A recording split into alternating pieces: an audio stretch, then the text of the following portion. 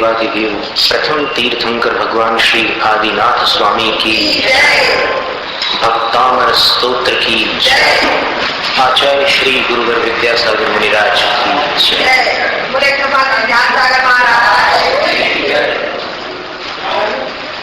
भक्तामर प्रणत मौलिमणि प्रभाणा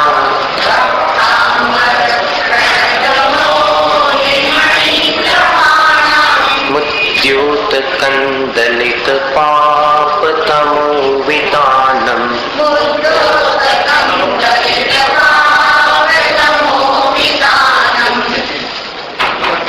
मुद्योत कंदलित, इधर ध्यान देना अनुस्वार पर।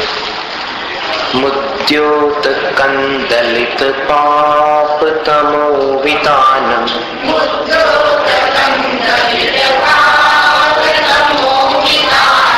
सम्यक प्रणम्य जिन पाद युगं युगादा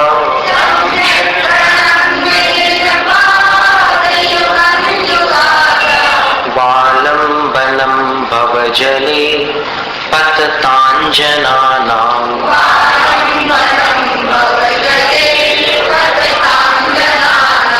यः संस्तुतः सकलवाङ्मय तत्त्वबोधा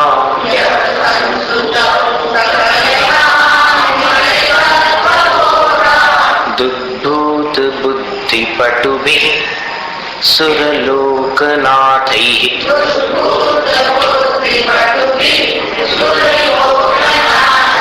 स्तोत्रैर्जगत् त्रितयचित्तहरैरुदारैः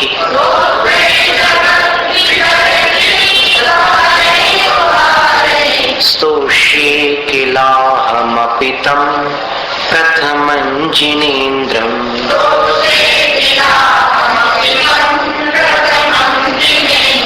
प्रथमं जिनेन्द्रम्। प्रथमम ऐसा मत बोलिए, प्रथमं जिनेन्द्र, अंजन जैसा उच्चारण। प्रथमं जिनेन्द्रम् बुद्ध्या विनापि विबुधार्चित पादपीठ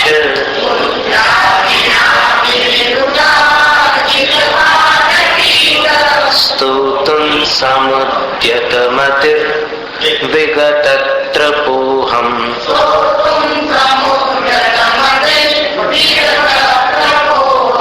बालं विहाय जलसंस्थितमिन्दुबिम्ब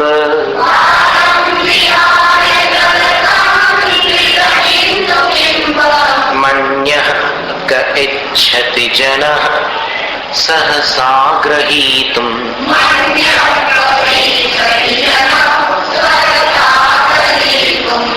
वक्तुं गुणान् गुणसमुद्र शशांक कांतान्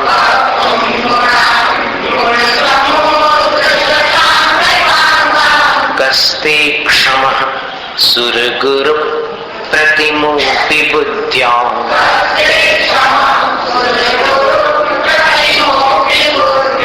कल्पांत काल पवनोद्धत नक्रचक्रम्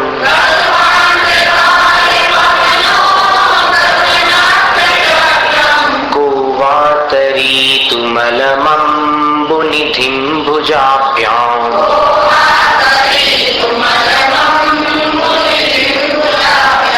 सोऽहं तथापि तव भक्तिवशान्मुनीश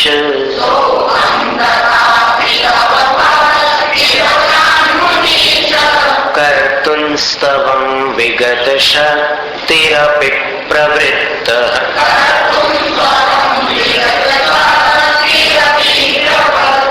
प्रवृत्तः कैसे बोलते हैं आप, हम तो अभी तक नहीं समझ पाते। कर्तुं स्तवं विगतशक्तिरपि प्रवृत्तः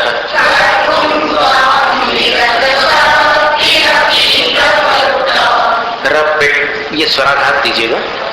कर्तुं स्तवं विगतशक्तिरपि प्रवृत्तः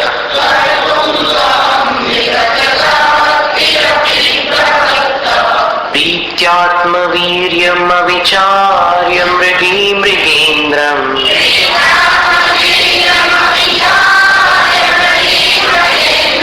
नाभ्येति किन्निज शिशोः परिपालनार्थम्।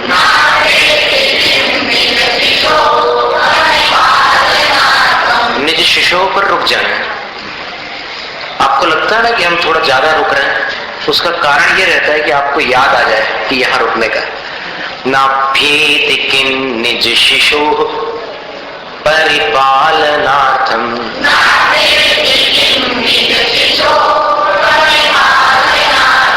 इसको क्या कहते हैं इस उच्चारण को? विसर्ग। विसर्ग का अर्थ विसर्जनम विसर्ग। वहां पर आवाज को विसर्जित कर देना। अल्पश्रुतं श्रुतवतां परिहास धाम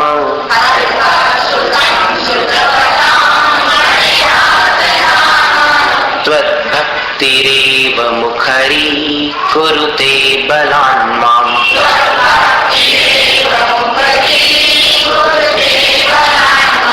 यत्कोकिलः किलमधौ मधुरं विरौति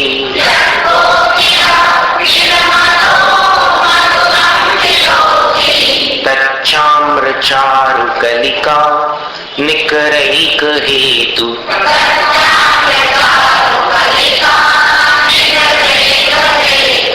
त्वत्संस्तवेन भवसन्तति सन्निबद्धम्।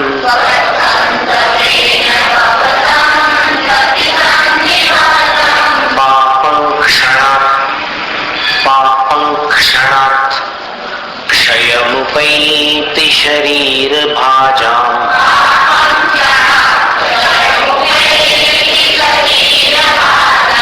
आक्रांत लोक मलिनीलमशेषमाशु।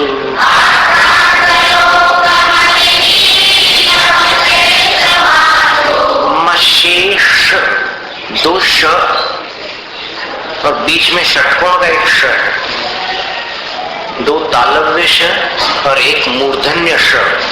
इनके उच्चारण में देखिए अंतर है। आक्रांत लोक मलिनीलमशेषमाशु।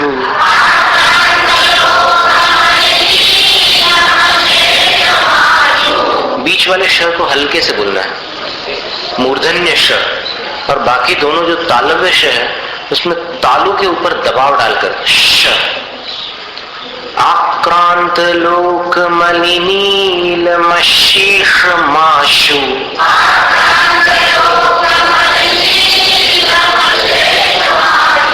डर गए आप लोग हैं? ऐसी घबराने की बात नहीं है, अभ्यास से सब कुछ हो जाता है। सूर्यांशु भिन्नमिव शार्वरमन्धकारम्।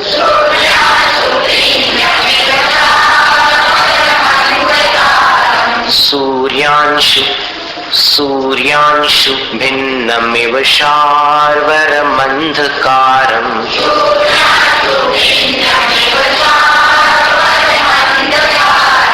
मत्वेति नाथ तव संस्तवनं मयेद।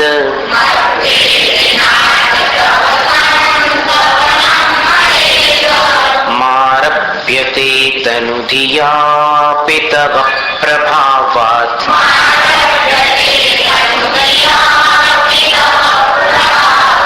चेतो हरिष्यति सतां नलिनीदलेषु।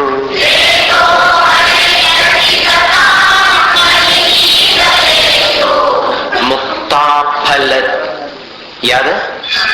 फ को दोनों ओठ मिलाकर उच्चारित कीजिए। मुक्ता फलद्युतिमुपैति ननूद बिंदु।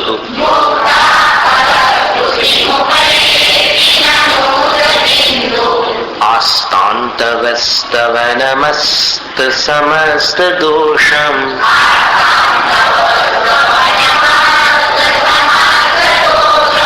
आस्ताम म नहीं बोलना, न बोलना है वहां पर। आस्तान्तवस्तव नमस्त समस्त दोषम्।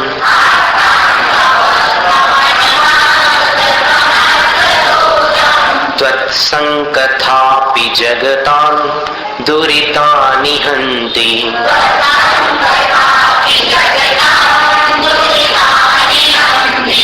दूरे सहस्रकिरणः, दूरे सहस्र, याद, सहस्त्र अशुद्ध है, सहस्र ये शुद्ध है।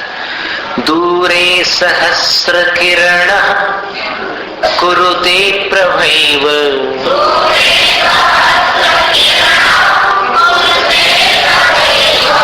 पद्माकरेषु जलजानि विकास भांजी।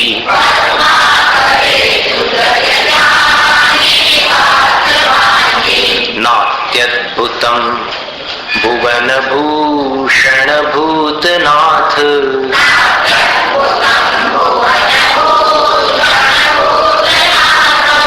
भूतैर्गुणैर् भुवि भवन्तमभिष्टुवन्तः।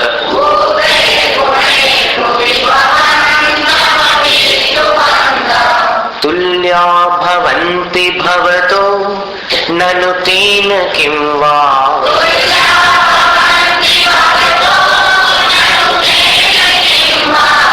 इसको तेन किं वा नहीं बोलना, तेन, तैन और तेन दोनों उच्चारणों में अंतर सुनाई दे रहा है आपको, तैन और तेन। तो यहाँ तैन नहीं बोलना, तेन बोलना। तुल्या भवन्ति भवतो ननु तेन किं वा।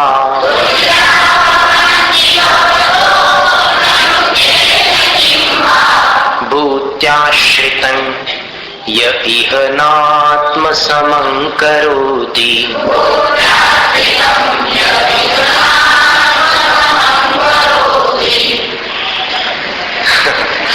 भूत्याश्रितं य इह नात्मसमं करोति।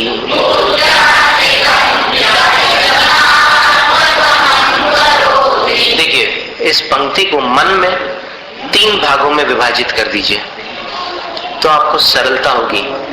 भूत्याश्रितं ये एक भाग हो गया, फिर दूसरा य इह, फिर तीसरा नात्म समं करोति, 7 अक्षरों का एक हिस्सा हो गया। भूत्याश्रितं य इह नात्म समं करोति।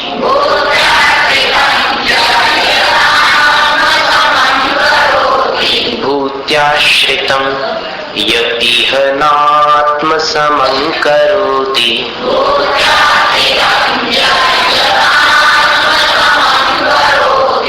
अब आज आपके लिए प्रायश्चित दे दें, आप याद करके ठीक से नहीं आया इसलिए। य इह इसकी एक माला फेरना है बोल करके, य इह, य इह, एकदम कल शुद्ध हो जाएगा उच्चारण। अब और कोई उपाय तो समझ में आता नहीं, आप घर जाकर के मेहनत नहीं कर पाते, क्योंकि कल आपने जो कहा था कि महाराज आपको क्या पता, वहां बाहर जाने के बाद ऐसा गोरख धंधा चालू होता है कि फुर्सत ही नहीं मिलती। लेकिन इसका अभ्यास आपको करना पड़ेगा। आज फेरो माला या कल फेरो, भक्तामर पूरे होने तक इसका उच्चारण आपको शुद्ध कर लेना है। ठीक है, सबको मंजूर? दृष्ट्वा भवन्तमनिमेष विलोकनीयम्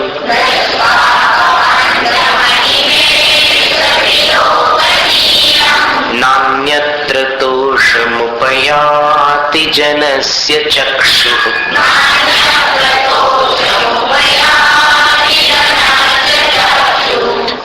चाक्षु नहीं, चक्षु।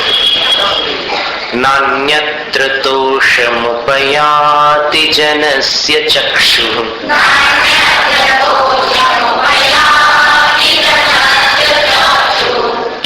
चाक्षु क्यों बोलता है? चक्षु बिल्कुल सीधा सरल उच्चारण। नान्यत्र दोषमुपयाति जनस्य चक्षुः।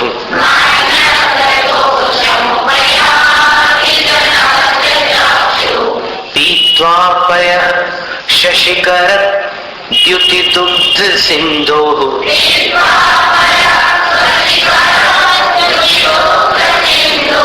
ये शशिकरत मत बोलिए, शशिकरत। श शीतलनाथ भगवान का श है, सुमतिनाथ भगवान का स नहीं है। पीत्वापयः शशिकरत द्युति दुग्ध सिंधो।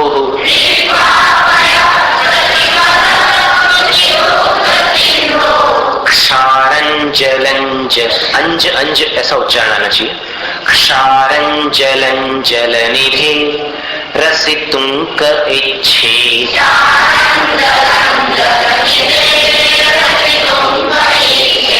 यही है शांत राग रुचिभिः परमाणुभिस्त्वम्।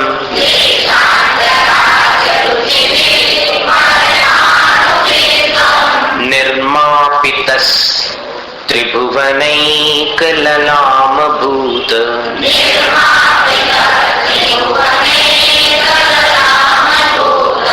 तावन्त एव खलु ते प्रणवः पृथिव्याम्।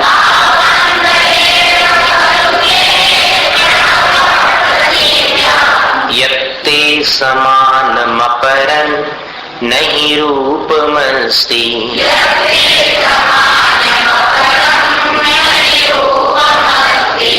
अब 13वां काव्य है आज। वक्त्रं क्वते सुर नरोरग नेत्रहारी। वक्त्रं क्व अंक, अंक जैसा उच्चारण करना। वक्त्रं क्वते सुर नरोरग नेत्रहारी। संस्कृत भाषा में 3 उच्चारणों पर खास ध्यान देना है आपको। एक स्वराघात, दूसरा अनुस्वार और तीसरा विसर्ग। तो अनुस्वार का नियम क्या है मालूम? जिस अक्षर के ऊपर अनुस्वार हो उसके पश्चात जो भी अक्षर आता है उसको देख लीजिए और उसमें अनुस्वार को मिलाना पड़ता है। जैसे इसके हमने कई उदाहरण दिए थे आपको। संसार, उस स के ऊपर अनुस्वार है और आगे सार है, तो उसको अनुस्वार के उच्चारण को सार में मिलाना है, तो संसार न जैसा उच्चारण हो गया। फिर संशय, संशय सुना है ना ये शब्द? तो संशय का अर्थ होता है डामाडोल, माने ये अथवा वो, ऐसी स्थिति। पर इसका उच्चारण क्या है? संशय। वो श जहां से प्रारंभ होता है ना, उसमें जाकर के अनुस्वार को मिलाना पड़ता है। संशय। और संहार, अब संहार शब्द भी आपने सुना हुआ है। हर जगह अनुस्वार का उच्चारण म जैसा नहीं होता। संहार, अब संहार का कैसा उच्चारण है? वो जो अनुस्वार है उसको ह में मिलाना पड़ता है। ह जहां से प्रारंभ होगा अनुस्वार वहां पर समाप्त होगा। संहार। अब देखिए ऐसे और बहुत सारे उदाहरण हैं। संदीप, अब संदीप में अनुस्वार का उच्चारण कैसा है? न के समान है। संतोष न के समान है। फिर संपर्क म जैसा, संभव म जैसा हो गया। तो आगे के अक्षर को देखकर अनुस्वार का उच्चारण किया जाता है। वैसे उच्चारण के 8 स्थान होते हैं। अपन जो उच्चारण करते हैं ना वर्णों का, उन अक्षरों का वर्णों का उच्चारण करने के अपने शरीर में 8 स्थान होते हैं। जिह्वा तो केवल उसको फिनिशिंग टच देती है, मतलब उस वर्ण को एक आकार देती है, पर उच्चारण स्थान जो होते हैं वो जीभ को छोड़कर 8 होते हैं। आप चाहें तो लिख सकते हैं। पूरी वर्णमाला का जो उच्चारण है वो हम आपको बताए देते हैं। अकुह विसर्जनीया नाम कंठ, अ आ। देखिए कितने, कौन से वर्ण कहां से उच्चारित होते हैं वो आप लिख लीजिए। अ आ 2 हो गए। फिर क ख ग घ ङ, बचपन की 12 खड़ी, स्मृति में झलक रही होगी। अ आ क ख ग घ, और उसके बाद एक ऐसा अक्षर आता है ड जैसा रहता है दिखने में, बगल में एक बिंदी रहती है, उसको ङ बोलते हैं, ङ। क ख ग घ ङ, ये 5 हो गए। और इसके पश्चात ह हाथी का, और उसके पश्चात 9वां है जो 2 बिंदियां रहती विसर्ग की, वो। इन 9 का उच्चारण स्थान कंठ है, लिख लीजिए। इन 9 को उच्चारित करते समय गले का सहयोग लेना ही पड़ता है।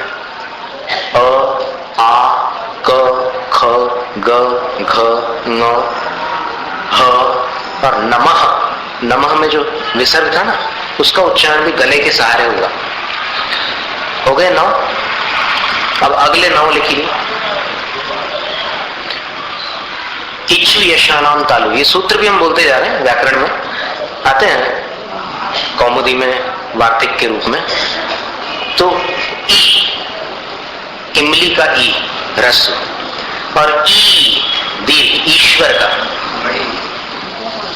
ई, और ई आपकी देहाती भाषा में बड़ी और छोटी ये शब्द प्रसिद्ध है, और टेक्निकल भाषा में, व्याकरण की भाषा में उसको रस्व और दीर्घ कहा जाता है। बोलचाल में छोटी और बड़ी बोलते हैं। तो ई और ई 2 हो गया। फिर च, छ, ज, ज, ज, जल का ज। अब सब उदाहरण के साथ बोले। च चाय का, छ छतरी का, ज जल का, और छ झरने का। आप लोग यहाँ जेरोक्स वैसे ही लिखते हो, है जेरोक्स सही शब्द उसका, जेरोक्स है। तो छ और ञ जानते हो, ऐसे एक हुक जैसा बना रहता है सामने की तरफ, और पीछे एक डंडी रहती है, वो ऐसे लगी रहती है। ञ, च छ ज झ ञ, और इसके बाद य, यशोधर मुनि का य। पहले जो बोला ञ, उसका उच्चारण ञ है। च छ ज छ ञ और य, यशोधर मुनि का य, यशस्वी का। और आखिरी है श, शीतलनाथ भगवान का। इन 9 का उच्चारण तालु से होता है। तालु यानी अपने ऊपर के दांतों के पीछे वाला भाग। कोई मुंह के अंदर हाथ डाल करके चेक मत करना कि वही तालु है क्या। तालु, तो ये 9 तालु से उच्चारित होते हैं। फिर इसके पश्चात और आगे के जो अक्षर है वो लिख लीजिए। ऋतु रसाणाम मूर्धा, 9 अक्षर पूरे सिर से उच्चारित किए जाते हैं, माने सब जगह उस स्पंदन फैल जाता है। ऋषि का री, ऋषि का री। फिर एक संस्कृत भाषा में प्रचलित अक्षर है री दीर्घ, वो हिंदी में कहीं देखने नहीं मिलता।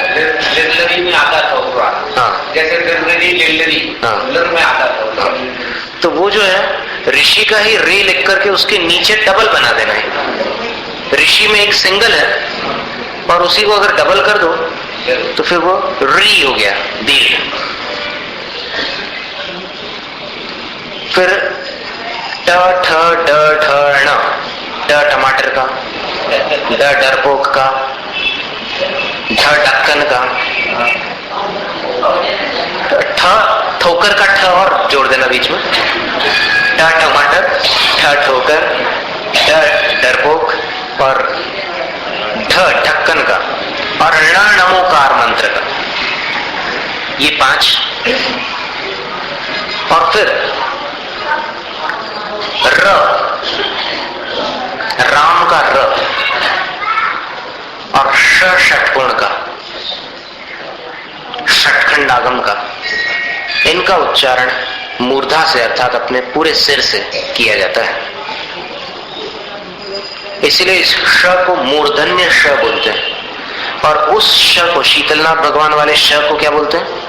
याद करो, तालव्य श।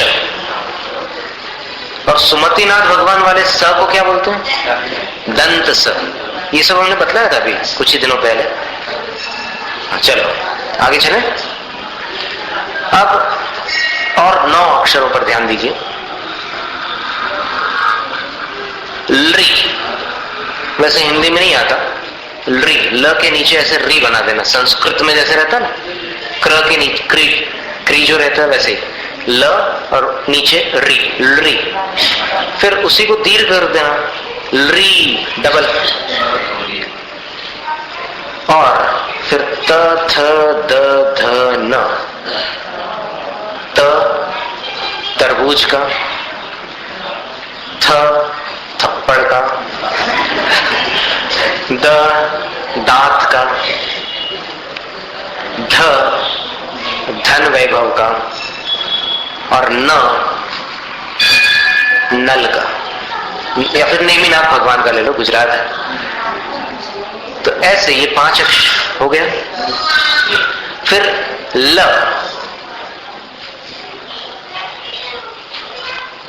लकड़ी का ल, और स संसार का। इन 9 का उच्चारण दांतों के सहारे होता है। और जिनके दांत गिर जाते हैं उनसे इनका उच्चारण मत करवाना। नहीं तो वो क्या होता है कि मुंह से हवा निकलती। कभी कभी बच्चे भी जो छोटे रहते हैं ना, जिनके दांत गिरते हैं, उनसे जब स बुलवाओ ना तो फिर ऐसे मुंह से हवा बाहर आ जाती है, क्योंकि स का उच्चारण दांतों के सहारे करना पड़ता है। तो ये 9 दांतों से उच्चारित किए जाने वर्ण है। 8 कहां से हुए? 9 हो गए ना। ली और दीर्घ ली, ये 2 थे। फिर वो 5 थे, त थ द ध न। फिर ल और स 9। ठीक है, आगे बढ़े। रेडी? इसके बाद उपूपदमानीयानाम ओष्ठौ, उ और ऊ, इनके लिए दोनों होठों का सहारा लेना पड़ता है। उ, ह्रस्व उ और दीर्घ उ, ऊर्ध्व। और ह्रस्व उ जो है उसका उदाहरण उत्तम, उत्तम का उ और ऊर्ध्व का उ। इनको दोनों को होठों से उच्चारित करना पड़ता है, दोनों होठों से। एक होठ से नहीं हो सकते। आप कोशिश कर सकते हैं, एक होठ को ऐसे पकड़ लो और फिर कोशिश करके देखो, नहीं हो सकता। ये सब क्या है कि प्रैक्टिकल करने की चीज। उच्चारण जो है एक प्रकार का सर्कस, व्यायाम। ये बचपन में कर लो तो फिर बड़े होकर के ये सब नौबत ना आए। लेकिन चूंकि उच्चारण पर विशेष ध्यान रहता नहीं प्राय लोगों का, इसलिए आज हमें आपको सिखाना पड़ रहा है। नहीं तो गुरुकुल पद्धति में तो शुरू में ये चीजें सिखला दी जाती थी। तो उ और ऊ, फिर प फ ब भ म, 5 का उच्चारण दोनों होठों से होगा। प, पवित्र का प, फिर फ, फल का, फिर ब, बंधन का, फिर भ, भावना का, और म, मां का। प फ ब भ म, इन 5 को दोनों होठों से उच्चारित करना पड़ता है। उपूपदमानीयानाम ओष्ठौ। फिर एक उपदमानीय नाम का एक उच्चारण है, वो भी आज अब प्रचलित हो गया है व्याकरण में। जहां किसी शब्द पर अंतिम अक्षर में विसर्ग हो और उसके आगे अगर प या फ आता हो तो फिर उस उच्चारण, उस विसर्ग का लोप हो जाता है विकल्प से। माने चाहो तो हो जाए, न चाहो तो फिर रहने भी दो। लेकिन विसर्ग का अगर लोप हो गया तो फिर सामने वाले प के ऊपर, अंग्रेजी में जो कैपिटल बी होता है ना, ऐसे उसको ऐसे लेटा दीजिए तो ऐसा बी बन जाएगा। इसको व्याकरण में उपदमानीय कहते हैं। इसका उच्चारण भी दोनों होठों से होगा। और उच्चारण कैसा होता है तो हमने बहुत बार मेहनत की थी इस उच्चारण की खोज करने के लिए। तो व्याकरण में हर जगह लिखा रहता था उपदमानी उपदमानी, और एक जिह्वा मूलीय भी शब्द आता था।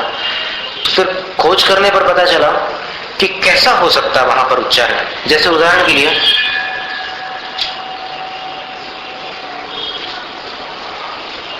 मनुष्य पिबती, या जब आंधी तूफान आते हैं तो वृक्ष गिर पड़ते हैं, तो वृक्ष पतति, या वृक्ष पतितः, वृक्ष गिर पड़ा। तो अब वहां पर विसर्ग का अगर लोप हो जाए, विसर्ग वृक्ष का, वृक्ष, इस विसर्ग का अगर लोप कर दें तो फिर वृक्ष पतितः, पतितः, ये जो उच्चारण हप, इसको कहते हैं उपधमानीय।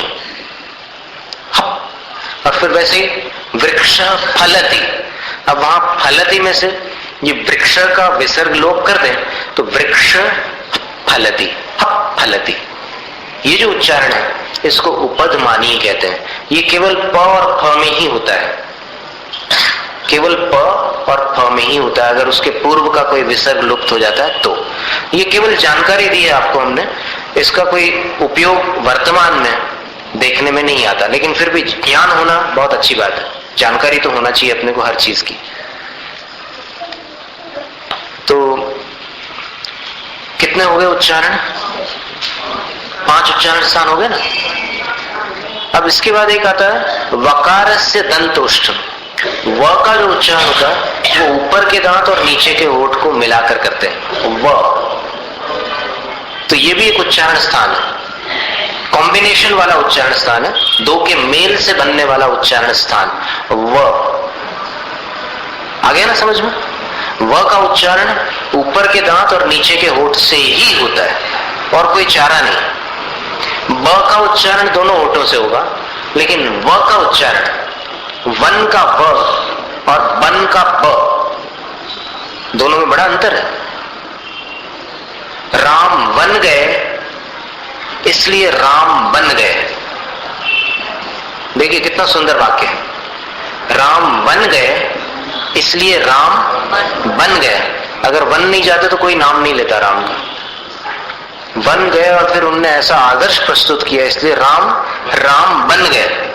राम बन गए इसलिए राम बन गए। याद रखने के लिए आप लिख सकते हैं वाक्य। व और ब दोनों के उच्चारण में कितना फर्क है और अर्थ में भी कितना अंतर आ जाता है उच्चारण के फर्क से। तो ये दांत और होठ। फिर यमंगण नानाम नासिका च। अब देखिए 5 वर्गों का अपन ने जो मूल उच्चारण स्थान था, कंठ है, तालु है, मूर्धा है, दोनों, फिर ये दांत है और दोनों होठ है, ये तो मूल स्थान थे। लेकिन जो 5 वर्ग के अंतिम अक्षर है उनका उच्चारण स्थान नासिका च, नाक को भी मिलाकर करना पड़ता है। नासिका से भी उसका स्पर्श आवश्यक है। जैसे ङ, ञ, ण, न और म, इनका उच्चारण बिना नासिका के नहीं हो सकता। जब किसी को सर्दी होती है तब देखिएगा कैसे बोलता है वो। मतलब आप सिर्फ स्टडी करने के लिए, उसको चिढ़ाना मत नहीं तो झगड़ा हो जाए, लेकिन सिर्फ आप चेक करना कि इन अक्षरों का उच्चारण सर्दी होने पर व्यक्ति कैसा करता है, बदल जाता है। नासिका का सहारा लेकर के इनका उच्चारण किया जाता है। ङ, ञ, ण, न और म, नासिका च। और जिह्वा मूली यस्य जिह्वा मूलम, एक जिह्वा मूलीय नाम का एक उच्चारण होता है। तो उसका उच्चारण स्थान जिह्वा का मूल माने जीभ की जड़ है। जैसे उदाहरण के लिए दुख। अब देखिए दुख में अपन लिखते हैं विसर्ग, लेकिन उच्चारण नहीं करते विसर्ग का। उच्चारण अगर विसर्ग का करोगे तो कैसा उच्चारण होगा? दुख। लेकिन उच्चारण वैसा नहीं करते, उच्चारण अपन जिह्वा मूलीय का करते हैं। तो अगर सही लिखना हो दुख शब्द को तो फिर दू लिखिए, फिर ख लिख करके ख के ऊपर एक क्रॉस बना दीजिए। ख लिखने के बाद ख के ऊपर एक ऐसा क्रॉस, क्रॉस जानते हैं ना, गुणा करने का जो चिन्ह होता है उसको क्रॉस, ऐसे बना दोगे तो वो दुख ये उच्चारण हो गया, फक्ख। वैसे फक्क, क और ख के साथ ही ये जीवामूली का उच्चारण संभव है, हक्क हक्क। तो दुख का तो उच्चारण अपन सही करते हैं सभी लोग, याद आ रहा है आपको? दुख, हक्क, दुख ऐसा कोई नहीं बोलता, हमने तो आज तक नहीं सुना किसी को दुख ऐसा बोलते हुए। दुख, वो हक्क ऐसा उच्चारण उसमें चला जाता है। जिह्वा मूल ये 8वां उच्चारण स्थान है। तो कुल मिलाकर के सारे उच्चारण स्थानों का आपको इस्तेमाल नहीं करना पड़ता भाषा में, लेकिन जितने काम के हैं उतने आपको ध्यान में रखना है। तो अनुस्वार का उच्चारण यहां जो बतलाया था, वक्त्रं क्वते। अब वापस अपन 13वें काव्य के उच्चारण पर आ रहे हैं। ये तो 8 उच्चारण स्थान आपकी जानकारी के लिए, एक तकनीकी जानकारी जो प्राय आजकल सब लोग नहीं जान पाते, वो हमने आपको दे दी।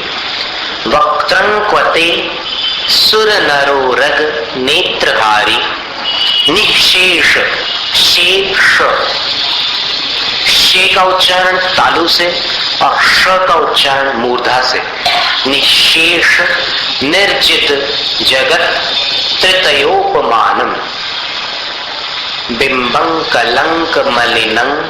ये बहुत ध्यान से उच्चारित करने की पंक्ति है। यहां 3 बार अंक अंक अंक ऐसा आपका उच्चारण आना चाहिए, तब जाकर के अनुप्रास अलंकार बनेगा। आचार्य मानतुम स्वामी ने तो अनुप्रास में लिखा ही है इसको, लेकिन उच्चारण अगर शुद्ध करो तो फिर वो उसकी छटा, उसकी शोभा प्रकट होगी।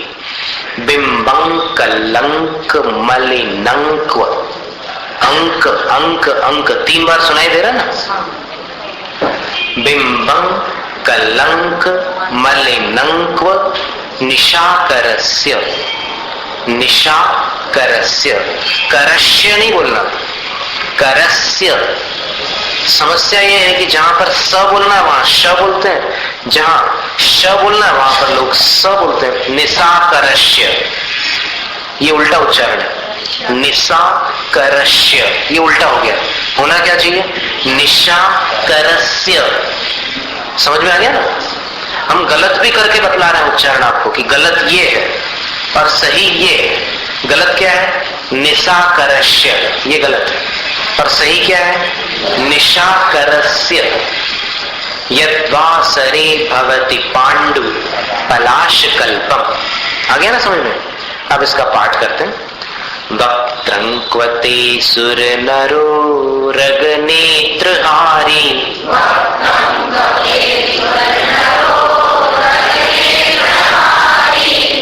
वक्त्रम वो मुंह से म ही निकल जाता है, कितना भी भाषण सुन ले। वक्त्रं क्वते, अंक अंक जैसा उच्चारण करना। वक्त्रं क्वते सुर नरो रग नेत्रहारी,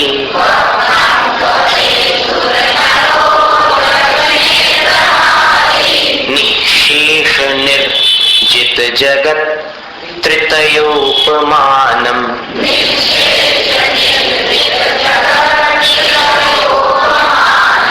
बिंबं कलंक मलिनं, 3 बार अंक अंक जैसी आवाज आनी चाहिए। बिंबं कलंक मलिनं क्व निशाकरस्य,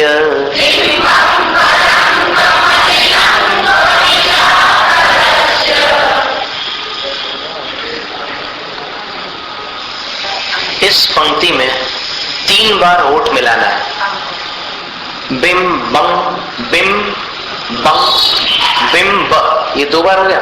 फिर मलिनम, मलिन का म जो है वहां पर 1 बार होठ मिलाना है, बाकी कहीं पर नहीं मिलाना।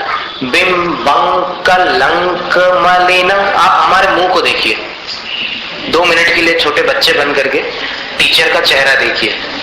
बिम बंग, देखो 2 बार मिला।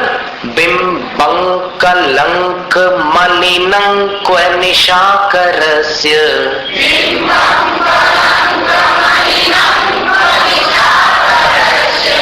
घबराई हुई सहमी सहमी डरी हुई आवाज निकली आती। ऐसा डरना नहीं, निर्भीक होकर के बोलिए। गलत हो जाएगा तो सुधारेंगे, बिंबं कलंक मलिनं क्व निशाकरस्य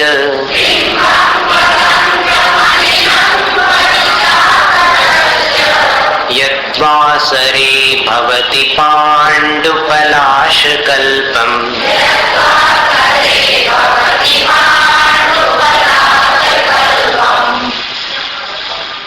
आचार्य मानतुंग स्वामी आदिनाथ भगवान से साक्षात मैंने जैसे सामने ही बातचीत चल रही हो इस प्रकार वार्ता करते हुए स्तुति करते हैं कि हे भगवान, सुर नरोरग नेत्रहारी निशेष निर्जित जगत तृतयोपमानम ते वक्त्रं क्व। सुर, नर और उरग। सुर का अर्थ होता है स्वर्गलोक के देव, नर का अर्थ होता है मनुष्य लोक के मनुष्य, और उरग का अर्थ होता है नागलोक के देव। नाग नहीं, यहाँ पर नाग कुमार देवों की चर्चा है, नागों की चर्चा नहीं है। उरग का अर्थ वैसे तो नाग होता है, सांप होता है, लेकिन यहाँ पर नाग कुमारों की बात है। माने देव, मनुष्य और नाग कुमारों के नेत्रों को हरने वाला, यानी प्रिय लगने वाला, सुंदर लगने वाला। और निशेष, निशेषम यथा स्यात् तथा क्रिया विशेषण है। निशेष यानी पूर्णतः। निर्जित जगत तृतीय उपमान, निर्जित यानी पराजित किया है तीनों जगत की उपमाओं को जिसने, पूर्णतः तीनों जगत की समस्त सौंदर्य उपमाओं को जीतने वाला। ते वक्त्रम, आपका मुख। वक्त्र, मुख का एक पर्यायवाची शब्द है वक्त्र।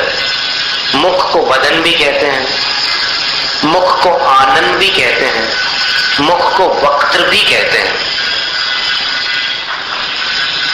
तो आचार्य मानतुंग स्वामी आदिनाथ प्रभु से कहते हैं कि हे भगवान, देव, मनुष्य और नाग कुमारों के नेत्रों को प्रिय लगने वाला और तीनों जगत की सौंदर्य उपमाओं को पूर्णतः जीत लेने वाला ते वक्त्रम, आपका मुख। क्व, कहां। और निशाकर से बिंबम को, और निशाकर कहते हैं चंद्रमा को। तो चंद्रमा का बिंब कहां, यानी कहां आपका मुख और कहां चंद्रबिंब। जब तुलना करते हैं ना कभी, तब इसी प्रकार के शब्दों का इस्तेमाल किया जाता है कि कहां वो और कहां तुम। ऐसा बोलती है ना माँ बच्चे को, जब पढ़ाई में कुछ नंबर कम आते हैं ना, तो फिर माँ यही बोलती है कि कहां वो और कहां तुम। और एक कहावत तो बहुत पुरानी चली आ रही है, कहां राजा भोज। समझ गए। तो इसी प्रकार आदिनाथ भगवान से आचार्य मानतुंग स्वामी कहते हैं कि कहां आपका मुख और कहां चंद्रमा का बिंब। क्यों, चंद्रमा के बिंब में क्या बुराई है? तो आचार्य कहते हैं कलंक मलिनम, वो कलंक से मलिन है, अर्थात चंद्रमा के बिंब के ऊपर दाग लगे हुए, धब्बे हैं। और आपके मुख पर कोई धब्बा नहीं, आपका मुख एकदम निर्मल निर्दोष। और चंद्रमा का बिंब कैसा है? तो आचार्य कहते हैं कि यह जो वासरे, वासर का अर्थ क्या होता है? हैंडपंप का वॉशर नहीं, वो वॉशर कहलाता है, ये वासर शब्द है। अब जब अभिषेक आदि करते हैं तब क्या बोलते हैं? तिथि का नाम बोलते हैं, महीने का नाम बोलते हैं, और फिर वार का भी नाम लेते हैं। तो वार का नाम लेते क्या बोलते हैं? वासरे। वासर का अर्थ होता है दिन। तो जो चंद्रमा का बिंब कैसा है? तो जो यत वासरे, दिन के समय, दिन के समय पांडु पलाश कल्पम भवति। पांडु यानी फीके, पलाश, पलाश का अर्थ होता है वो टेसू का पत्ता होता है, छेवला जानते हैं? एक वृक्ष होता है जिसमें वसंत ऋतु के समय, होली के समय लाल लाल फूल लगते हैं। हाईवे के किनारे आपको बहुत सारे ऐसे पेड़ मिलेंगे कि बिल्कुल लाल लाल फूल उसमें खिले हुए हैं। फूल में खुशबू नहीं रहेगी, लेकिन फूल बहुत सारे आपको मिलेंगे। उसका जो पत्ता रहता है वो फीका रहता है। तो उस फीके पलाश पत्र के समान, उस टेसू के अथवा छेवले के पत्ते के समान कल्पम, कल्प शब्द का अर्थ ईशत समानम कल्पम, व्याकरण में ही बदला है कि जो लगभग उसके समान हो उसको कल्प बोलते हैं। एकदम पूर्णतः समान ना हो लेकिन लगभग समान को कल्प कहते हैं। तो फीके पलाश के पत्ते के लगभग समान हो जाता है कौन? चंद्रमा। कब? दिन के समय। क्या होता है कि दिन के समय आप कहोगे कि हम दिन में कहां चंद्रमा होता है, लेकिन नहीं, दिन में भी चंद्रमा होता है। अब इसमें एक जानकारी हम आपको दे दें प्रकृति से संबंधित। पूर्णिमा के दिन सूर्य का जिस समय अस्त होता है उसी समय चंद्रमा का उदय होता है। ये खास जानकारी की बात है। और फिर पूर्णिमा के अगले दिन, एकम के दिन, सूर्य का जिस समय अस्त होता है उसके एक मुहूर्त बाद चंद्रमा का उदय होता है। दूज के दिन 2 मुहूर्त बाद, तीज के दिन 3 मुहूर्त बाद और अमावस के दिन 15 मुहूर्त बाद। तो सीधी सीधी बात यह हो गई कि अमावस्या के दिन जिस समय सूर्य का उदय होता है उसी समय चंद्रमा का भी उदय होता है। और फिर अमावस के बाद अगर आप आगे बढ़ो तो एकम के दिन सूर्योदय के 1 मुहूर्त बाद चंद्रमा का उदय होगा। दूज के दिन 2 मुहूर्त बाद, तीज के दिन 3 मुहूर्त बाद और फिर क्रम से वापस पूर्णिमा पर जब सूर्य का अस्त होगा तब चंद्रमा का उदय होगा। ये प्रकृति का क्रम है। तो कुल 30 दिनों में चंद्रमा वापस उसी स्थान पर पहुंच जाता है जहां था। यानी 30 दिन लगते हैं। जैसे पूर्णिमा से पूर्णिमा तक कितने दिन लगते हैं? 30। और जैन तिथि के अनुसार पूर्णिमा जो होती है वो महीने की अंतिम तिथि होती है, जबकि गुजरात और महाराष्ट्र में पूर्णिमा 15वीं तिथि होती है और अमावस में जाकर के महीना समाप्त होता है गुजरात और महाराष्ट्र में। पर जैन तिथि के अनुसार, जैन शास्त्रों के अनुसार महीना पूर्णिमा के बाद नया महीना प्रारंभ होता है। जैसे अभी जो पूर्णिमा गई थी ना, उसके बाद ये पौष महीना प्रारंभ हो गया। और पूर्णिमा जब आती है तब महीना पूर्ण होता है। इसीलिए उसका सही नाम, पूर्णिमा का सही नाम, पंडित नरेंद्र शर्मा ने कहा था कि पूर्णिमा का सही नाम पूर्णमासी है, बल्कि पौर्णमासी उसका नाम। आद्यच की वृद्धि कर दो तो पौर्णमासी शब्द बनता है। लेकिन पूर्णमासी, मास पूर्ण हुआ तो पौर्णमासी ऐसा शब्द बना। अब मास पूर्ण कब होता है? 15 दिन में या 30 दिन में? तो इससे क्या समझ में आया कि पूर्णिमा के दिन महीना समाप्त होता है। लेकिन गुजरात में और महाराष्ट्र में जो तिथि दर्पण चलता है वहां पर व्यवस्था थोड़ी सी भिन्न है। लेकिन अपन जैन तिथि के अनुसार अगर चले तो फिर अभी ये पौष का महीना चल रहा है, 11 के दिन पार्श्वनाथ भगवान की जन्म जयंती आएगी, चंद्रप्रभ भगवान की भी जन्म जयंती आएगी और दोनों की दीक्षा तिथि भी उसी दिन है। यानी पार्श्वनाथ भगवान ने और चंद्रप्रभ भगवान ने जन्म और दीक्षा 11 की तिथि को धारण की थी। आज कौन सी तिथि है? आज दूज की तिथि है और आज भी बड़ी महत्वपूर्ण तिथि है। पता है क्यों? आज कोई कल्याणक है कि नहीं? किनका कल्याणक है? अब आप कहोगे कि अरे 24 भगवान है अपने, किसी न किसी का तो होगा, नमोस्तु। ऐसा नहीं। आज सबसे विशिष्ट घटना हुई थी। आज ज्ञान कल्याणक का दिन है, मल्लीनाथ भगवान का। और इसमें विशेषता क्या है? विशेषता यह है कि मल्लीनाथ भगवान एकमात्र ऐसे तीर्थंकर हुए हैं जिनको सबसे अल्प समय में केवल ज्ञान प्राप्त हुआ। अब इसका अपन थोड़ा सा तुलनात्मक अध्ययन कर लें। सबसे अधिक समय आदिनाथ भगवान को लगा 1000 वर्ष। फिर उनसे कम समय लगा सुमतिनाथ भगवान को 20 वर्ष। अभिनंदन नाथ भगवान को 18 वर्ष लगे। स्लो बोलना, आप लिख रहे हैं क्या? अरे वाह, बहुत अच्छी बात है, अच्छे स्टूडेंट्स। आदिनाथ भगवान 1000 वर्ष। पूरे 24 तीर्थंकरों का हम बतला रहे हैं, तुलनात्मक। क्रम से बताएंगे तो अलग अलग आएगा, लेकिन हम डिसेंडिंग ऑर्डर में बता रहे हैं, सबसे ज्यादा किनको और सबसे कम किनको।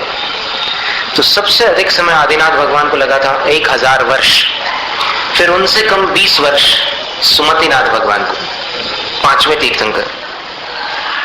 फिर अभिनंदन नाथ भगवान को 18 वर्ष लगे थे, यानी 18 वर्ष तक के उन्होंने मुनि होकर तपस्या की। फिर उनको केवल ज्ञान की प्राप्ति हुई। फिर शांति, कुंतु, अरनाथ, इन 3 भगवंतों को 16 वर्ष लगे थे केवल ज्ञान प्राप्त करने के लिए। लिख लिया? फिर शंभवनाथ भगवान को 14 वर्ष लगे थे।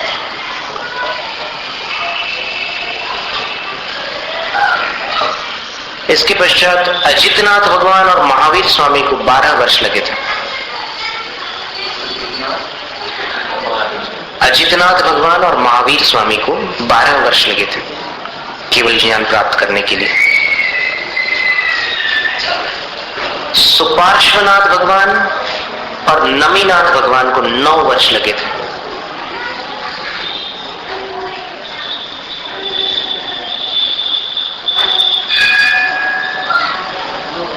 नौ वर्ष। पुष्पदंत भगवान को 4 वर्ष लगे थे।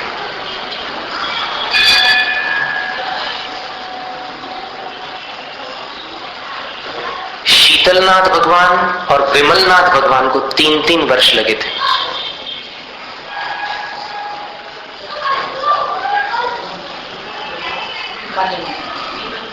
शीतलनाथ भगवान और विमलनाथ भगवान को 3-3 वर्ष लगे थे। फिर श्रेयांसनाथ भगवान और अनंतनाथ भगवान को 2-2 वर्ष लगे थे केवल ज्ञान प्राप्त करने के लिए। वासुपूज्य भगवान और धर्मनाथ भगवान को 1-1 वर्ष लगा था।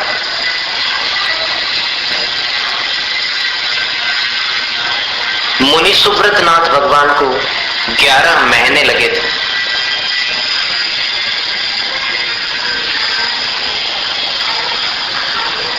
आगे बढ़े।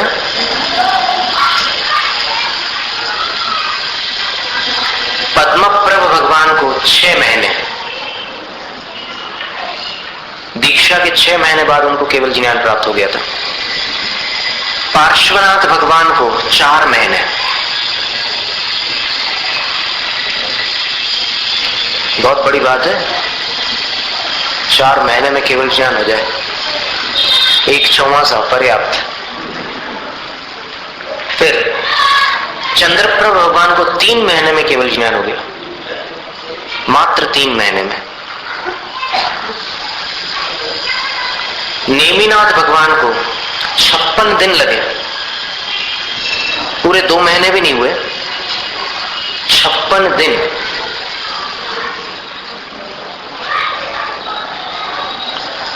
और मल्लीनाथ भगवान को केवल 6 दिन में केवल ज्ञान प्राप्त हो गया।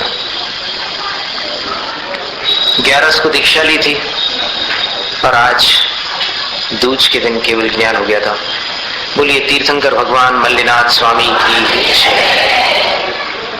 और मल्लीनाथ भगवान ने 100 वर्ष की उम्र में दीक्षा ली थी, 55,000 वर्ष उनकी कुल आयु थी, और दीक्षा लेकर के उनने 6 दिन में केवल ज्ञान प्राप्त कर लिया। बाकी पूरा समय उनका तीर्थ काल था, माने उनका उपदेश चलता रहा। आखिरी में 1 महीने पहले उन्होंने समवसरण छोड़ दिया और शिखर जी चले गए और वहां से फिर मोक्ष को प्राप्त किया था। इस तरह ये एक जानकारी की बात आज आपके सामने आ गई। तो हो गया ना क्रम, कोई तीर्थंकर बाकी तो नहीं रह गया।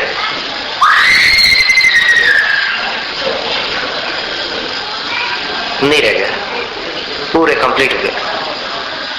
तो ये बच्चों को सिखा सकते हैं आप लोग, घर जाकर के माताएं इन बातों को बच्चों को सिखा सकते हैं।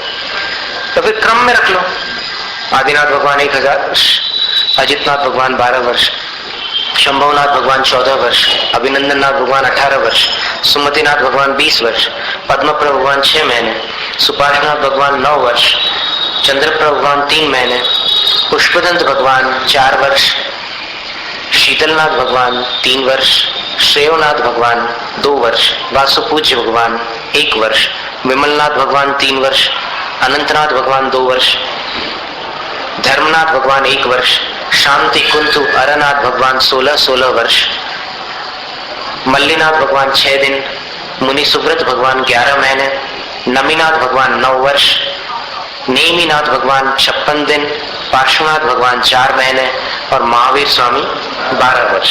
ठीक है, मजा है?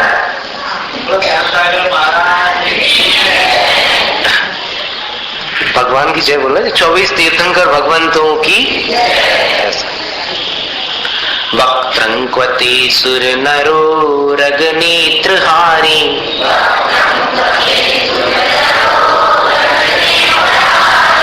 निःशेष निर्जित जगत त्रितयोपमानम,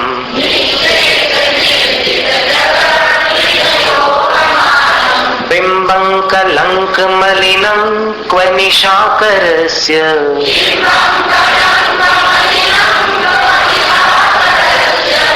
इस वाक्य को संभाल कर बोलिए। बिंबं कलंक मलिनं क्व निशाकरस्य,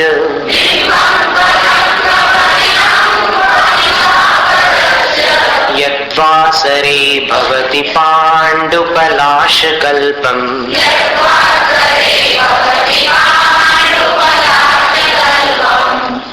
14वें काव्य का उच्चारण देखिए। संपूर्ण मंडल शशांक कला कलाप, शुभ्रा, पद्यानुवाद रह गया था, देख लेंगे, उसको देख लेंगे अपन। शुभ्रा गुणास त्रिभुवनंत, अंत नंत अनंत, न के ऊपर जो अनुस्वार है उसका उच्चारण कैसा करेंगे? न के समान। तव लंघयंती, ये संश्रितास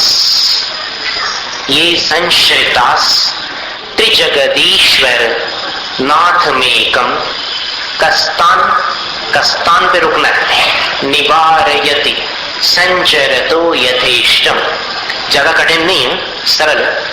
संपूर्ण मंडल शशांक कला कलाप,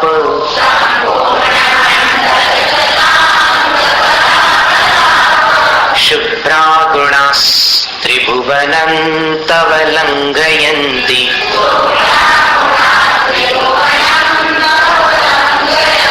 शुभ्रा गुणास, यहाँ रुक सकते हैं। शुभ्रा गुणास त्रिभुवनं तव लंघयन्ति,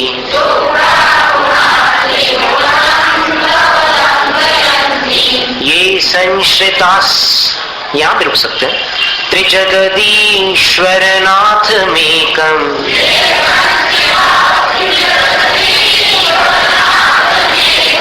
कस्तान, यहाँ सावधानी से रुकना।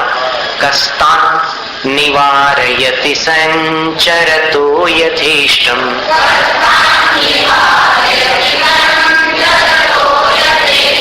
संपूर्ण मंडल शशांक कला कलाप,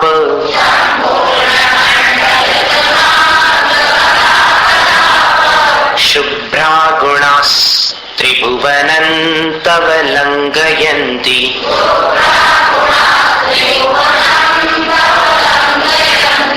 ये संश्रितास त्रिजगदीश्वर नाथ मेकम,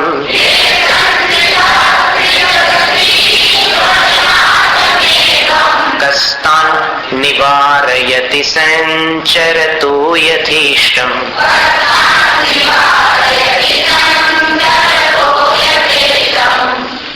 अब देखिए भगवान की छवि के बारे में 11वें काव्य में वर्णन किया कि उस छवि के दर्शन के पश्चात आंखों को और कुछ भी पसंद नहीं आता। फिर 12वें काव्य में उस शांत छवि का रहस्य प्रकट किया कि वो परमाणु ही उस जाति के थे जिनसे भगवान की छवि रची गई थी। फिर 13वें काव्य में भगवान के मुख की सुंदरता का वर्णन किया। और अब ये तो बाह्य वर्णन हो गया, अब भगवान के गुणों का स्मरण कर रहे हैं, अंतरंग गुणों की बात। तो संपूर्ण मंडल शशांक कला कलाप शुभ्रा तब गुणा।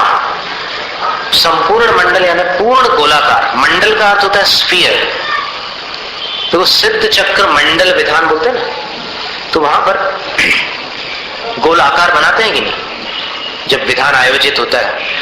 मंडल यानी गोलाकार, तो संपूर्ण मंडल शशांक यानी पूर्ण गोलाकार चंद्रमा कब होता है? पूर्णिमा के दिन। तो पूर्णिमा के शशांक अर्थात चंद्रमा की कलाओं के कलाप, पूर्णिमा के चंद्रमा की पूरी 16 कलाएं होती है, तो उन 16 कलाओं के समूह जैसे शुभ्र, शुभ्र का अर्थ होता है बिल्कुल सफेद। पूर्णिमा का चंद्रमा एकदम अगर ऊपर हो, रात को 10-11 बजे अगर आप देखो उस चंद्रमा को तो एकदम सफेद रहता है। शुरू में थोड़ा मलाई जैसा रंग होता है गाय के दूध की, थोड़ा पीलापन होता है चंद्रमा में उदय के काल में, लेकिन जब ऊपर आ जाता है चंद्रमा तो बिल्कुल सफेद होता है, वाइट। तो ऐसे सफेद तब गुणा आपके गुण है। देखो सद्गुणों का हमेशा धवल वर्ण में वर्णन होता है, क्योंकि कीर्ति जो होती है वो सफेद रंग द्वारा साहित्य में वर्णित है। कीर्ति का वर्णन जब भी करेंगे, सुयश का जब वर्णन करेंगे तो फिर सफेद रंग में ही उसका वर्णन होगा। उज्जवल यश बोलते हैं ना, उज्जवल यश, धवल यश। और कलंक का वर्णन करेंगे तो कैसा होगा? काला वर्णन होगा। कबीरदास जी ने 2 दोहे लिखे हैं, एक दोहे में प्रश्न किया है और दूसरे दोहे में उत्तर दिए हैं। अब दोहे में देखिए आप कैसे शब्द है और फिर कैसे प्रश्न है और फिर उसके उत्तर देखिए।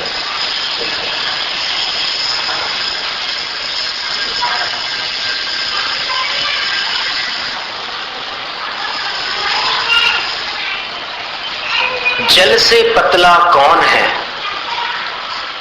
कौन भूमि से भारी, कौन अगन से तेज है, कौन कजरी से कारी। 4 प्रश्न हो गए। जल से पतला कौन है और कौन भूमि से भारी यानी धरती से भी वजनदार कौन है, कौन अगन से तेज है, अग्नि से भी तेज कौन है, और कौन कजरी से कारी, काजल से भी काला कौन है। अब इसका उत्तर देखिए क्या दिया। जल से पतला ज्ञान है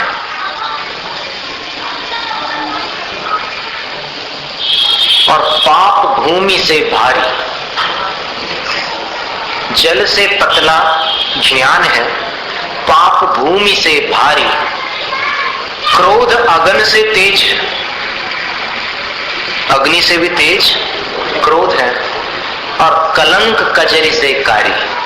कलंक जो होता है, जो बदनामी अपयश होता है, वो काजल से भी काला होता है, इसलिए उसका वर्णन। अब कोई बच्चा अगर गलत काम करके आ जाए तो फिर नापास होकर आए तो फिर माँ बाप क्या बोलते हैं? आ गया अपना काला मुंह लेकर के। अब काला थोड़ी उसका मुंह, अच्छा गोरा लड़का है, लेकिन बोलते क्यों है काला मुंह लेकर? यानी कलंकित कर दिया तुमने, मतलब बदनाम कर दिया हम लोग फर्स्ट डिवीजन वाले थे और तुम थर्ड डिवीजन में भी नंबर नहीं लगा सके, नापास होकर के आ गए। तो काला वर्णन होता है, और यश का हमेशा सफेद वर्णन होता है। तूने हमारा नाम रोशन कर दिया, रोशन कर दिया है ना, उज्जवल कर दिया, माने उसकी रोशनी चारों तरफ फैला दी। तो वही बात है, आचार्य मानतुम स्वामी आदिनाथ प्रभु से कहते हैं कि हे भगवान, तब शुभ्रा गुणा, आपके धवल गुण यानी जिनका यश चारों तरफ है, ऐसे आपके गुण त्रिभुवनम लंघयंती, तीनों जगत को पार कर जाते हैं। यानी आपके गुणों का यश क्या देवलोक, क्या मनुष्य लोक, अधोलोक में भी अगर किसी नारक प्राणी को जाति स्मरण हो जाए तो आदिनाथ भगवान का स्मरण करके उनके गुणों का बहुमान करेगा और मन ही मन सोचेगा कि काश उस जन्म में मैं ये काम कर लेता तो यहां नहीं आना पड़ता, उस जन्म में मैंने देवशास्त्र गुरु को ठुकरा दिया तो आज नरक गति की प्राप्ति हुई है। और आज मनुष्य पर्याय में जो देवशास्त्र गुरु को ठुकराएगा वो फिर आगे चल करके पश्चाताप को प्राप्त होगा। लेकिन ये अवसर चूकना नहीं चाहिए। एक दिन हमने क्या कहा था सौभाग्य और दुर्भाग्य के विषय में, याद है आपको? याद करो जरा। सौभाग्य को ठुकराना सबसे बड़ा दुर्भाग्य है। वैसे तो दुर्भाग्य में भी कुछ ना कुछ छुपा होता है। सामान्य जो दुर्भाग्य होता है ना, उसमें कुछ अपने को काम की चीज मिल सकती है। कभी पाप का तीव्र उदय हो और कोई दुर्घटना हो जाए तो उससे अपने को कोई सबक सीखने मिल सकता है। लेकिन ये जो दुर्भाग्य है, सौभाग्य को ठुकराने वाला दुर्भाग्य, इसमें सिवाय पश्चाताप के और कुछ नहीं मिलता। सामान्य कोई मिसफॉर्च्यून बोलते हैं, अंग्रेजी भाषा में दुर्भाग्य को क्या बोलते हैं? Misfortune. Don't miss A Fortune in A misfortune. उसमें कुछ छुपा रहता है। संकट हमेशा पुरस्कार लेकर के आता है, लेकिन अपन उसका चेहरा देखकर भाग जाते हैं। संकट हमेशा पुरस्कार लेकर आता है, लेकिन अपन उसका चेहरा देख करके भाग जाते हैं। थोड़ी देर खड़े रहो तो फिर वो पुरस्कार अपने को मिल जाता है। तो ऐसे आपके गुण, आपके गुणों का यश त्रिभुवनम लंघयंती, तीनों लोक को पार कर जाता है। और फिर उसके बाद में इस बात को उचित ठहराते हुए आचार्य मानतुम स्वामी कहते हैं कि ये जो गुण एकम त्रिजगदीश्वर नाथम संश्रिता, एक तीनों जगत के ईश्वरों के नाथ, ये बड़े मार्मिक बात लिखी है, तीनों जगत के ईश्वरों के नाथ। तीनों जगत के ईश्वर यानी तीनों जगत के स्वामी, उनके स्वामी। अब तीनों जगत के स्वामी कौन है, पहले इस पर विचार करें। स्वर्ग लोक का स्वामी कौन है? इंद्र है। फिर मध्य लोक का स्वामी कौन है? चक्रवर्ती राजा, जो यहाँ का सबसे बड़ा सम्राट होगा वो यहाँ का स्वामी माना जाएगा। और अधोलोक का कौन माना जाता है स्वामी? नाग देवों का इंद्र, धरणेंद्र। कन्नड़ भाषा में एक बड़ा सुंदर काव्य है, वो भी कुछ साउथ के जो साधु होते हैं वो कभी कभी मंगलाचरण में पढ़ते हैं। हमारे गुरु महाराज श्री के संग में एक मुनि श्री योग सागर महाराज है, वो जब मंगलाचरण करते हैं तब वो कन्नड़ काव्य पढ़ते हैं।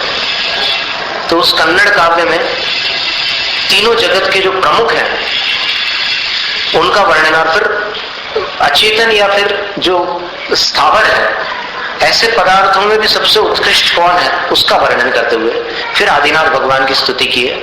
रत्नाकर कवि ने संभवतः इस कन्नड़ काव्य की रचना की होगी, हम आपको पढ़ के सुना देते हैं। वैसे हम कन्नड़ भाषा में अंगूठा छाप, काला अक्षर भैंस बराबर, लेकिन तो भी साधु की संगति से हमने ये छंद सुनते सुनते सीख लिया है, वो हम आपको सुनाते हैं। धरियोळु नागेंद्र नररोळु चक्रेश, गिरियोळु महामंदरवा, मोरु लोक दवड़ेय श्री आदिनाथ ने धाम सुखौनी यमगे। ये कन्नड़ छंद था। इसमें कहते हैं कि धरियोड़ू नागेंद्र माने धरालोक अधोलोक का मुखिया जो है नागेंद्र धरणेन्द्र है, और नररोड़ू चक्रेश मनुष्य लोक का स्वामी चक्रेश है। अब चक्रेश किसी का नाम हो तो वो ऐसे मत करना भाई बटन। यहां पर नाम चक्रेश की बात नहीं है, यहां चक्रवर्ती की बात है। नररोड़ू चक्रेश और गिरियोड़ू महाबंदर, और पर्वतों में सबसे ऊंचा सुमेरु पर्वत है। इसी प्रकार सब केवलियों में, सब कर्म विजेताओं में प्रमुख आदि जिनेंद्र है, तो उनको हमारा नमस्कार हो। तो यहां पर भी आचार्य कहते हैं कि हे भगवान, आप तीनों जगत के स्वामियों के स्वामी हैं। तीनों जगत के स्वामियों के स्वामी यानी आप देवों के इंद्रों के भी स्वामी हैं, चक्रवर्तियों के भी स्वामी हैं, और धरणेन्द्रों के भी स्वामी हैं। तो ऐसे एक अद्वितीय स्वामी का जिन्होंने आश्रय पाया है, ये गुण किनके आश्रित है? आदिनाथ भगवान के गुण किनके आश्रित है? आदिनाथ भगवान के। वो गुण और कहीं थोड़ी है, आदिनाथ भगवान के ही सहारे है। तो जो आदिनाथ भगवान के आश्रित है उनको कौन रोक सकता है? जब सामान्य मंत्री का कोई दूत सेक्रेटरी कहीं आता है किसी के पास मिलने के लिए, तो वो उसको बहुत अच्छी तरह से स्वागत पूर्वक बैठालता है, उसका सत्कार करता है और खूब अच्छे से उसके साथ वार्तालाप करता है। फिर मंत्री आने पर तो कहना ही क्या है, बड़े धूमधाम के साथ वो एक उत्सव जैसा हो जाता है। तो जब एक सामान्य मंत्री के दूत का भी सत्कार होता है, तो जिनेंद्र भगवान के गुण, उनका तो कहना ही क्या है। तीन लोक में कस्तान निवारयति, उन गुणों को यथेष्टम संचरत, इच्छानुसार भ्रमण करते हुए आपके उन गुणों को कह निवारयति, कौन रोकता है, कौन रोक सकता है? अर्थात कोई नहीं। भगवान के गुणों का यश कोई रोक तो सकता ही नहीं है, बल्कि स्वयं बड़े बड़े इंद्र धरणेन्द्र आदि उस यश का प्रचार प्रसार करते हैं। रोकने की तो बात तो बिल्कुल ही दूर रही, लेकिन उन गुणों का यश स्वयं इंद्र धरणेन्द्र आदि अपने कंठ से मुक्त कंठ होकर के गाते हैं। कहने का मतलब ये हुआ कि भगवान के गुणों का यश विश्वव्यापी है, उस यश को कोई रोक नहीं सकता। भगवान के गुण धवल यश को चारों ओर फैलाने वाले हैं। अब इसके बाद इन दोनों काव्यों का पद्यानुवाद अपन देखते हैं। सुर नर नाग कुमारों की भी आंखों को तब मुख से प्रीत, जिसने जग की सारी सुंदर सुंदर उपमाएं ली जीत, और कहा चंदा बेचारा जो नित धारण करे कलंक, दिन में ढाक पत्र सा निष्प्रभ होकर लगता पूरा रंग। जय जय आदिश्वर स्वामी,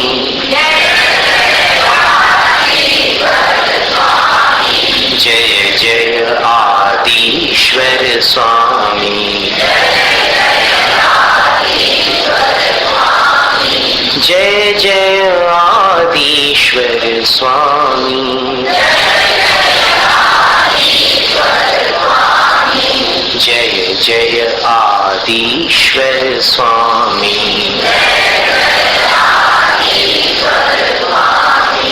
पूर्ण चंद्र के कला वृंद सम धवल भाप के गुण सब को व्याप्त हो रहे हैं इस जग में, उनके यश का कहीं न छोड़। ठीक बात है जो त्रिभुवन के स्वामी के दास मुक्त विचरते उन्हें रोकने कौन साहसी आता पास। जय जय आदिश्वर स्वामी,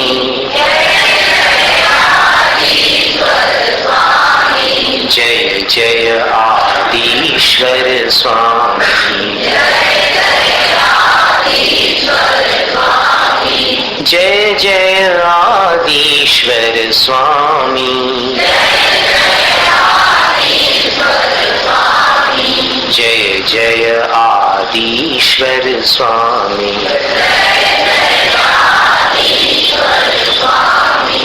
बोलिए आचार्य मानतुम स्वामी की। हमारे कष्ट मिट जाए,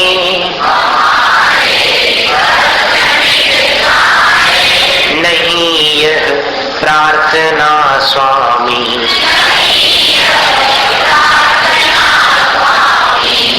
हाथ जोड़ लीजिएगा सभी लोग और आंखें बंद करके अथवा सामने पुस्तक हो तो आंखें खोलकर प्रार्थना करना है।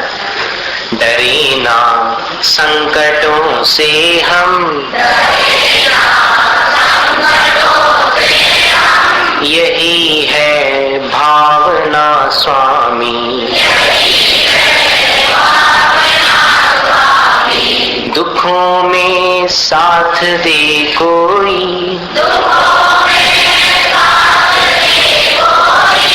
नहीं यह प्रार्थना स्वामी, बने सक्षम स्वयं ही हम, यही है भावना स्वामी, रहे सुख की सदा छाया, नहीं यह प्रार्थना स्वामी, खरे उतरे परीक्षा में, यही है भावना स्वामी, हमारा भार घट जाए, नहीं यह प्रार्थना स्वामी, किसी पर भार ना हो हम, यही है भावना स्वामी, हमारी पूर्ण हो आशा, नहीं यह प्रार्थना स्वामी, निराशा हो न अपने से,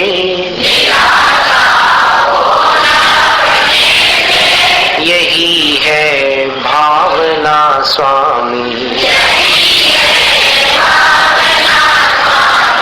सभी पीछे रहे हमसे, नहीं यह प्रार्थना स्वामी, बड़े आगे हमी से हम, यही है भावना स्वामी, बड़े धन संपदा भारी,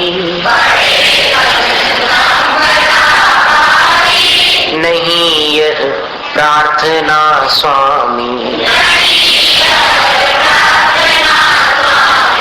रहे संतोष थोड़े में, यही है भावना स्वामी,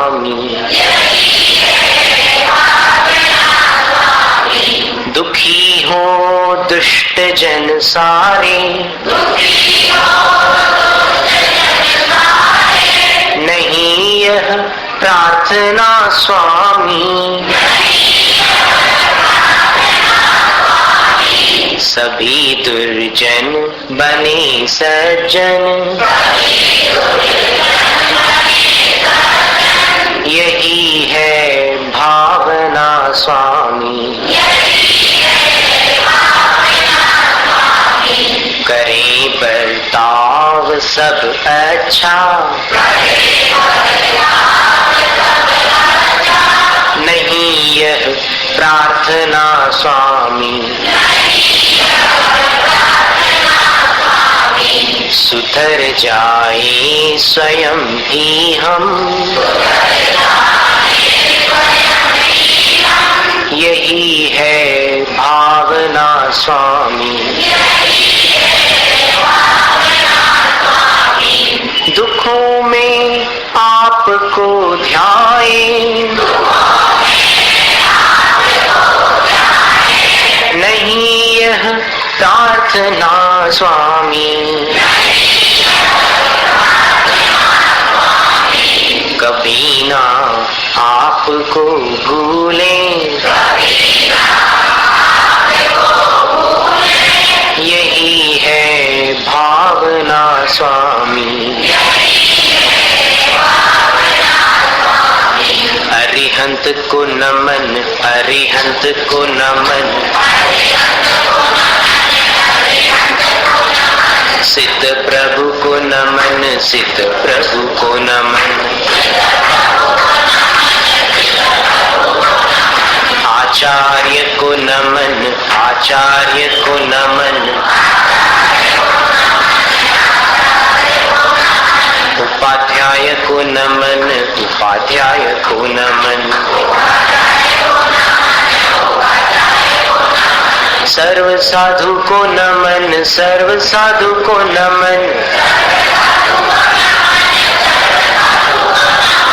ये है मेरे पंच गुरु, इनको सदा नमन, इनके नमन से हो मुक्ति पथ पे गमन, इनकी ही भक्ति में हो मेरे मन वचन, अरिहंत जय जय, सिद्ध प्रभु जय जय, साधु जन जय जय, जिन धर्म जय जय, अरिहंत मंगल, सिद्ध प्रभु मंगल, साधु जन मंगल, जिन धर्म मंगल, अरिहंत उत्तम, सिद्ध प्रभु उत्तम, साधु जन उत्तम, जिन धर्म उत्तम, अरिहंत शरणा, सिद्ध प्रभु शरणा, साधु जन शरणा, जिन धर्म शरणा,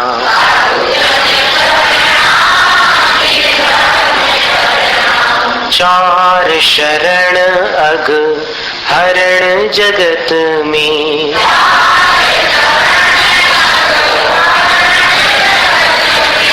और न शरणा हितकारी,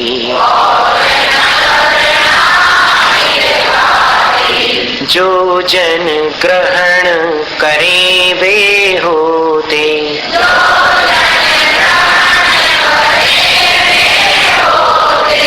अजर अमर पद की धारी,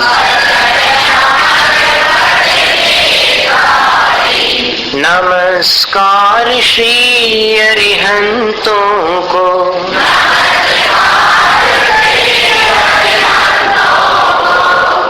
नमस्कार श्री सिद्धों को,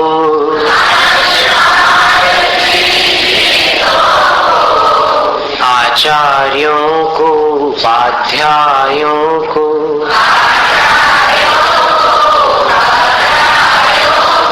सर्वलोक के संतों को। ओम शांति। स्तोत्र पठन में मेरे द्वारा यदि जो कहीं कहीं प्रमाद से कुछ अर्थ वाक्य पद मात्रा छूट गई, सरस्वती मेरी उस त्रुटि को कृपया क्षमा करें और मुझे कैवल्य धाम में माँ अविलंब धरे। वांछित फलदात्री चिंतामणि सदृश मात तेरा वंदन करने वाले मुझको मिले पता मेरा। बोधि समाधि विशुद्ध भावना आत्म सिद्धि मुझको मिले और मैं पा जाऊं मां मोक्ष महासुख को।